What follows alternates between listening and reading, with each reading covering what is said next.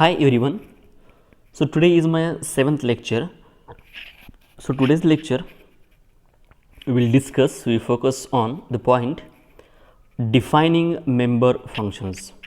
Defining member functions. Okay. So what is the role of member functions? Okay. So to define defining the member function. Okay. So first of all, so check here this example class book. Okay, so every class is consist of two, that is a data member and member function. So here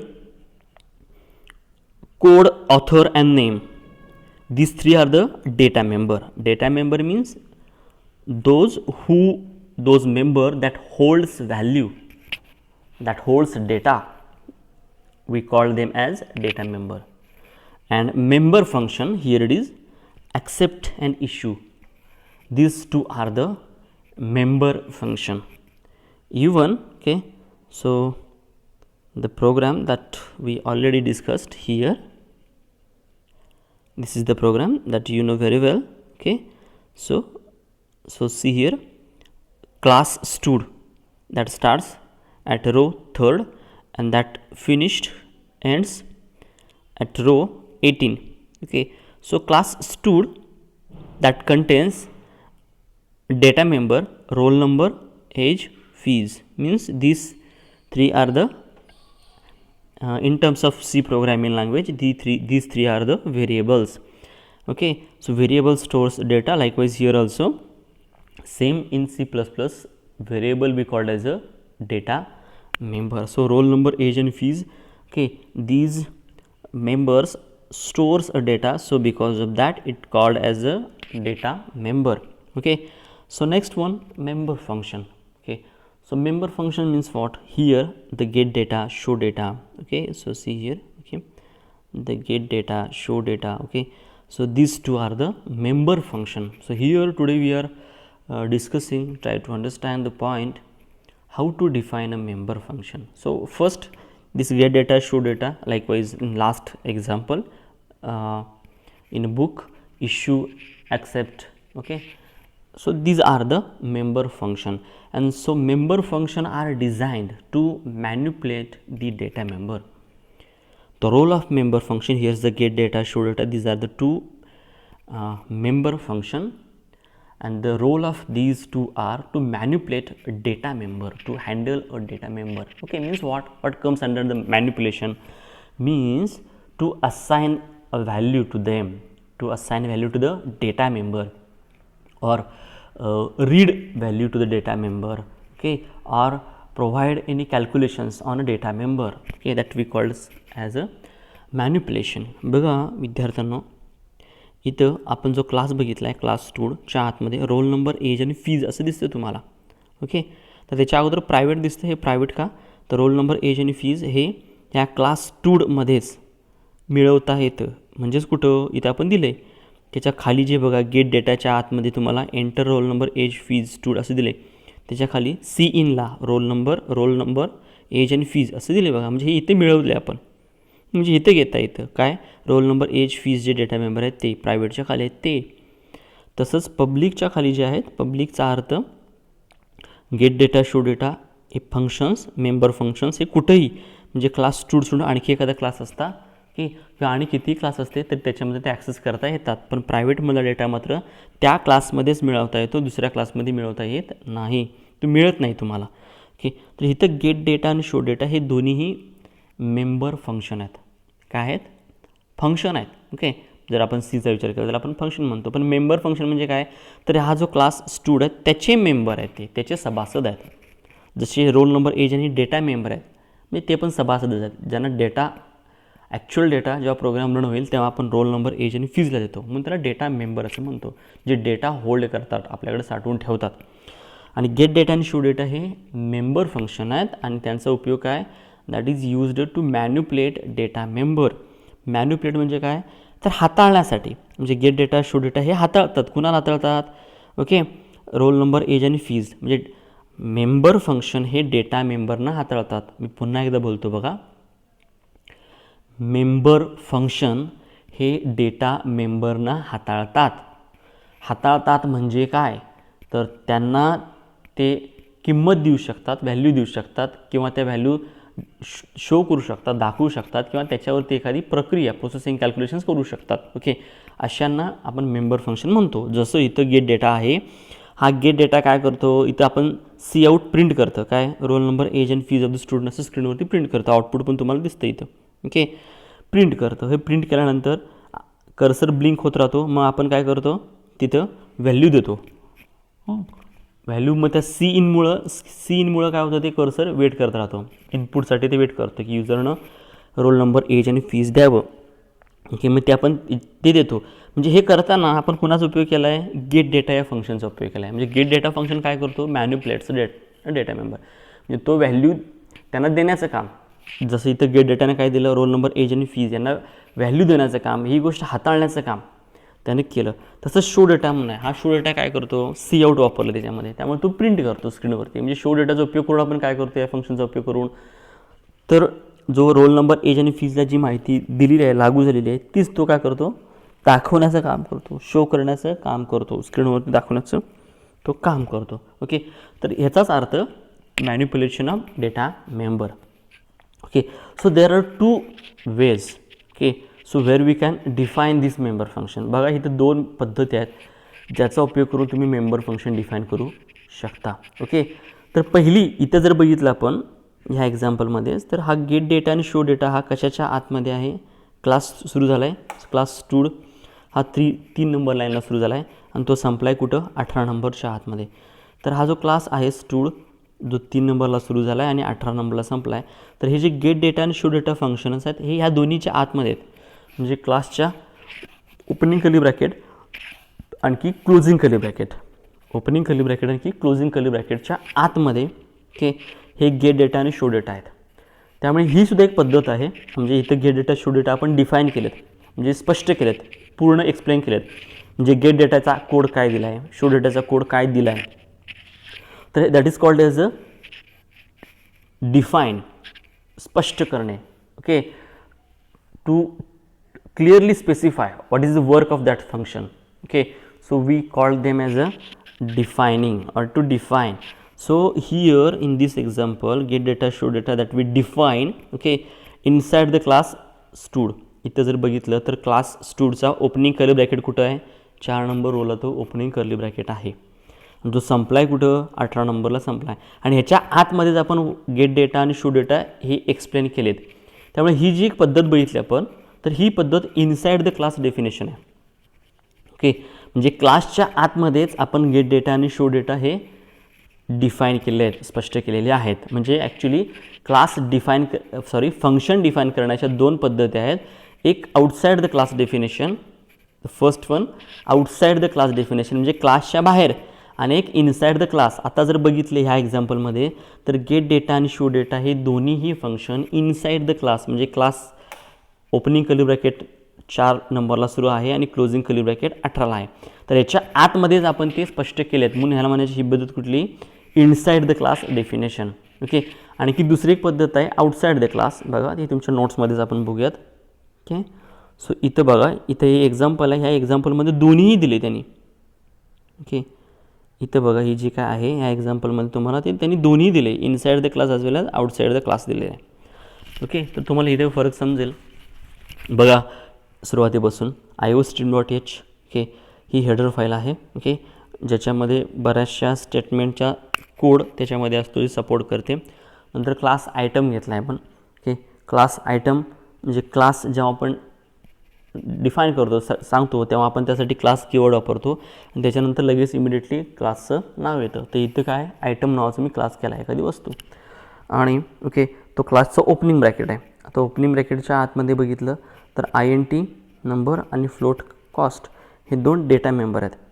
INT number आणि float cost हे data member आहेत. आता यांच्यावरती INT number आणि float cost, okay, म्हणजे INT नंबरच्या वरती इथं private लिहिलेलं नाही आहे. जेव्हा त्याचं काही लिहिण्यात येत नाही ॲक्सेस स्पेसिफायर, तेव्हा ते ओके प्रायव्हेटच असतं. जेव्हा लिहिण्यात येत नाही तेव्हा आपण ते समजायचं काय प्रायव्हेट आहे. प्रायव्हेट सोडून दुसरं काहीतरी पाहिजे असेल तर तिथं मात्र तुम्हाला द्यावंच लागतं, पब्लिक किंवा प्रोटेक्टेड असं पाहिजे तर द्यावं लागतं. ओके, आता हे नंबर आणि cost this two are the data member. Next one is a public. Okay, public काय दर्शवतं? Public specify member function. हे मेंबर फंक्शन सांगतात. तर पब्लिकमध्ये काय येतं की बघा, व्हॉइड गेट डेटा राऊंड ब्रॅकेटच्या आतमध्ये ए आणि float B round bracket complete semicolon. तर इथं बघितलं आपण पब्लिकमध्ये, तर हा गेट डेटा आणि त्याच्या खाली पुट डेटा म्हणे बघा, this two are the member function.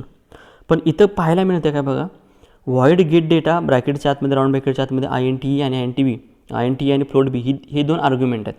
Okay, म्हणजे या स्टेटमेंटचा विचार केला, व्हॉइड हे रिटर्न टाईप आहे, गेट डेटा हे फंक्शनचं नाव आहे आणि ब्रॅकेटच्या आतमध्ये दोन आर्ग्युमेंट आहेत जी आपण नंतर त्यांना किंमत मिळणार आहे, ए आणि बीला किंमत मिळणार आहे. Okay, float B round bracket संपल्यानंतर सेमिकोलॉन आहे.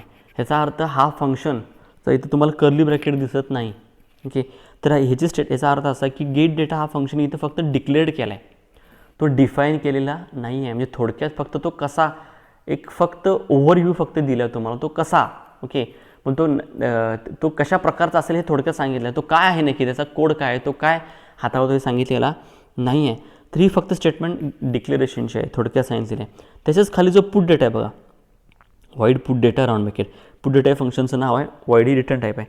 ह्याच्या ओपनिंग क्लोजिंग कर्ली ब्रॅकेट आहे पुट डेटाला, नंतर खाली ओपनिंग कर्ली ब्रॅकेट आहे बघा. Okay, C out number is equal to C out double कोटेशनच्या आतमध्ये नंबर. ओके, आणि परत नंबर असं दिले बघा. ओके, तर सी आउट हे प्रिंटिंगचं काम करतं. तर प्रिंट होताना आउटपुट काय दिसतं आपल्याला, नंबर कोलन इक्वल टू आणि त्याच्या पुढं नंबर हे व्हेरिएबलची व्हॅल्यू आपल्याला दिसते. ओके, तर हे जे काय म्हणून आहे. ओके, तर व्हॉइड पुट डेटा कॉस्ट आणि नंतर cout cost is equal to, okay, परत कॉस्ट असं दिसतं. तर इथं जे काही होते, व्हॉइड पुट डेटानंतर ओपनिंग आणि क्लोजिंग कर्ली ब्रॅकेट आहे बघा. Void put data round brackets आहेत, त्याच्यानंतर लगेच ओपनिंग कर्ली ब्रॅकेट, त्याच्यानंतर सी आउटचे दोन स्टेटमेंट, नंतर क्लोजिंग कर्ली ब्रॅकेट. तर हा जो व्हॉइड पुट डेटा आहे हा फंक्शन इथं डिफाईन केला आहे. ह्याचा अर्थ काय आहे, तर क्लास आयटमचे ओपनिंग कर्ली ब्रॅकेट जो संपला आहे कुठं, तर बघा जो संपला आहे खाली, म्हणजे कुठं, तर व्हॉइड पुट डेटाचा ओपनिंग आणि क्लोजिंग कर्ली ब्रॅकेट आहे, त्याच्यानंतर परत एक कर्ली ब्रॅकेट आणि सेमिकोलन दिसतो बघा तुम्हाला, म्हणजे कुठं. ओके, तर इथं हे बघा, हा opening curly bracket, closing curly bracket आणि सेमिकोलन दिसतो. हा क्लोज आहे कशाचा, हा क्लोज आहे क्लास आयटमचा ओपनिंग आहे त्याचा हा क्लोज आहे. म्हणजे हे ओपनिंग आणि क्लोजिंगच्या आतमध्येच तुम्हाला काय दिसतं, हा व्हॉइड पुट डेटा काय डिफाईन केला आहे.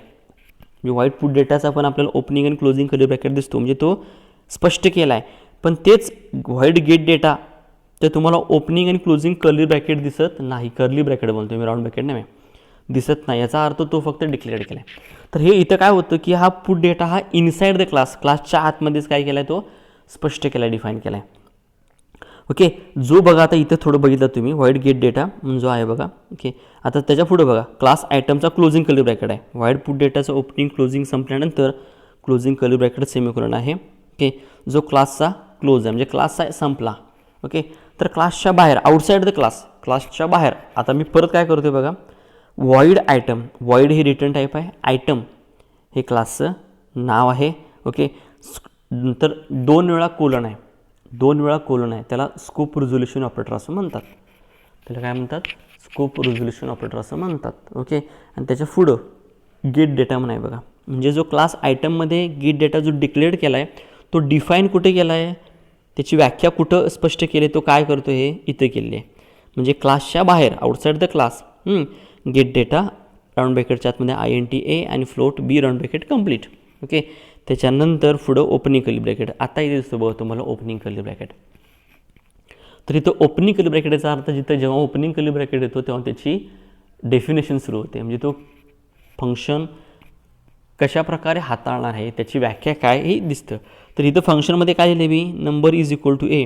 ऑलरेडी आपला डेटा मेंबरवरती दिसतो बघा, डेटा मेंबर INT. ओके, त्याला ए ही व्हॅल्यू असाइन केलेली आहे आणि नंतर कॉस्ट डेटा मेंबर आहे, त्याला बी ही व्हॅल्यू काय केलेली आहे, असाइन केलेली आहे. आता हे ए आणि बी कुठले आहेत हे तुम्हाला समजतील. तर इथं आपल्याला जे पाहायचं आहे बघा, तर पुट डेटा जो क्लासच्या आतमध्ये आहे त्याला इनसाइड क्लास डेफिनेशन म्हणतात. ओके, आणि जो गेट डेटा आहे तो आउटसाइड द क्लास डेफिनेशन आहे.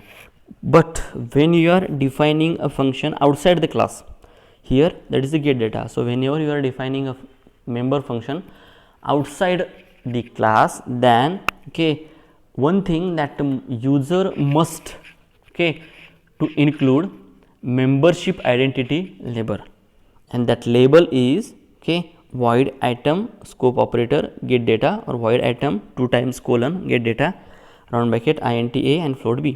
ओके, बघा, जेव्हा एखादा फंक्शन क्लासच्या बाहेर, जेव्हा एखादा फंक्शन क्लासच्या बाहेर तुम्ही स्पष्ट करताय, तेव्हा तुम्हाला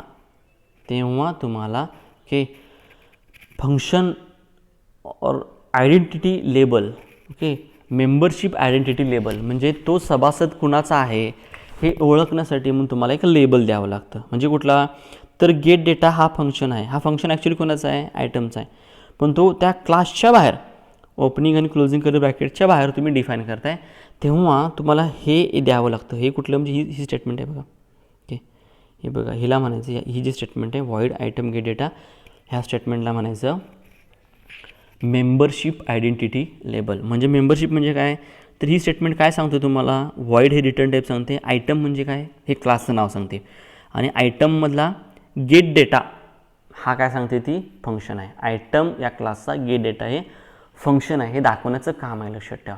कारण ही गरज काय याची, what is the reason, why to use this identity membership label. The reason is that okay, that label contains class name, okay, and that tells the compiler okay that function is restricted to the class name specified in the okay that identity label. Okay, हे काय दर्शवतं इथे, हे का करायचं, तर इथे हे दर्शवतं ही line void item scope operator get data, की गेट डेटा हा जो फंक्शन आहे, हा फंक्शन जो तुम्ही क्लासच्या बाहेर लिहिणार आहात, ओके, तो या आयटम या क्लासचाच आहे हे दाखवण्यासाठी म्हणून ही लेबल द्यायचं. कारण तुम्ही तो क्लासच्या बाहेर लिहिताय ना, म्हणून. कारण काय होऊ शकतं की आणखी एखादा व्यक्ती आहे, जसं इथं एकच क्लास आहे कुठला, इथे एकच क्लास आहे कुठला, आयटम, बरोबर आहे का, तर आणखी तुम्ही एकच क्लास करू शकता असं नाही आहे, तुम्ही दुसरा पण क्लास करू शकता. इथं क्लास काही कस्टमर असं करू शकता, आणि त्या कस्टमरमध्ये पण तुम्ही मेंबर फंक्शन त्या कस्टमरचा गेट डेटा हा देऊ शकता. म्हणजे दोन्ही क्लासमध्ये दोन क्लासमध्ये सेम फंक्शनची नावं पण तुम्ही ठेवू शकता. दोन क्लासमध्ये सेम, जसं इथं आयटममध्ये गेट डेटा लिहिला आहे, ओके, आणि पुट डेटा दिला आहे, तसंच तुम्ही एक क्लास तयार करू शकता, आणखी एक ह्याच्या खाली क्लास कस्टमर, आणि त्याच्यामध्ये पण तुम्ही फंक्शन देऊ शकता, मेंबर फंक्शन, गेट डेटा आणि पुट डेटा तुम्ही देऊ शकता. ओके, मग जेव्हा तुम्ही एखादा फंक्शन क्लासच्या बाहेर लिहायला लागला, तर तो फंक्शन कुठल्या क्लासचा हेच लक्षात यायला पाहिजे ना, म्हणून क्लासचं नाव जसं इथे दिलं इथे, म्हणून इथे दिले बघा क्लासचं नाव, आणि त्या संदर्भाने तो फंक्शन, हे ओळखण्यासाठी लेबल ओके द्यावं लागतं. ओके, आयडेंटिटी लेबल असं म्हणतात. ओके, अशा प्रकारे आहे. ओके, तर आयडेंटिटी लेबल म्हणजेच काय, तर इथं आपण जे बघतोय, ओके, तर इथं काय दिसतं आपल्याला की फंक्शन जे आहे ते तुम्ही क्लासच्या आतमध्ये पण एक्सप्लेन करू शकता, किंवा क्लासच्या बाहेर पण तुम्ही काय करू शकता, डिफाईन करू, स्पष्ट करू शकता. जसं इथं व्हॉइड गेट डेटा हा क्लासच्या बाहेर दिला आहे, ओके, क्लासच्या बाहेर दिला, आउटसाईड द क्लास तुम्ही डिफाईन केला, स्पष्ट केला नक्की काय येतो, जसं नंबर इज इक्वल टू ए दोन कॉस्ट इक्वल टू बी, आणि पुट डेटा हा क्लासच्या आतमध्येच डिफाईन केला आहे. So these are the two ways to define a member function inside the class and outside the class. So here put data that is defined inside the class definition, okay, and next one get data is defined outside the class, क्लासच्या बाहेर define केलेला आहे. Okay, आता ह्याच्यासोबत आणखी एक जो member here put data, here this put data is defined inside the class. So whenever any function that is defined inside the class, then that function is treated as an inline function, and so therefore all the restrictions and limitations that apply to the inline function is also applicable here. बघा, जेव्हा तुम्ही एखादं function क्लासच्या आतमध्ये define करता, जसं इथं put data हा क्लासच्या आतमध्ये आहे, ओपनिंग आणि क्लोजिंग कर्ली ब्रॅकेट क्लासच्या आतमध्ये आहे. जेव्हा तुम्ही तो देताय क्लासच्या आतमध्ये एखादा फंक्शन डिफाईन करताय, तेव्हा तो फंक्शन इनलाईन फंक्शन म्हणून त्याला वागणूक मिळते, इनलाईन फंक्शन म्हणून वागणूक मिळते. तर हा जो पॉईंट आहे इनलाईनचा, हा तुमच्या पहिल्या युनिटमध्ये आहे. ओके, पहिल्या युनिटमध्ये लक्षात ठेवा हा पॉईंट. इनलाईन फंक्शन म्हणजे काय तर बघा, जेव्हा तुम्ही क्लासचे फंक्शन डिफाईन करताय ते तुम्ही क्लासच्या आतमध्ये पण डिफाईन करू शकता, ओके, किंवा क्लासच्या बाहेर पण डिफाईन करू शकता, जे तुमच्यावर आहे. ओके, असं काही नाही आहे, तुम्ही आत पण करू शकता, बाहेर पण करू शकता, एक आत एक बाहेर असं पण करू शकता. पण जेव्हा तुम्ही क्लासच्या आतमध्ये डिफाईन करताय तेव्हा त्याला वागणूक ही इनलाईन अशी फंक्शन म्हणून पाहण्यात येते. मग इनलाईन फंक्शन जो असतो जेव्हा तुम्ही आतमध्ये डिफाईन करताय तेव्हा त्याच्यासोबत काही चांगल्या गोष्टी पण मिळतात आणि त्याच्यासोबत मग त्याच्यासोबत जी लिमिटेशन्स येतात ती पण त्याच्यासोबत काय होतात, अप्लाय केली जातात. तर आता इनलाईन म्हणजे काय हे आपण नेक्स्ट काही लेक्चर्समध्ये पाहणार आहोत.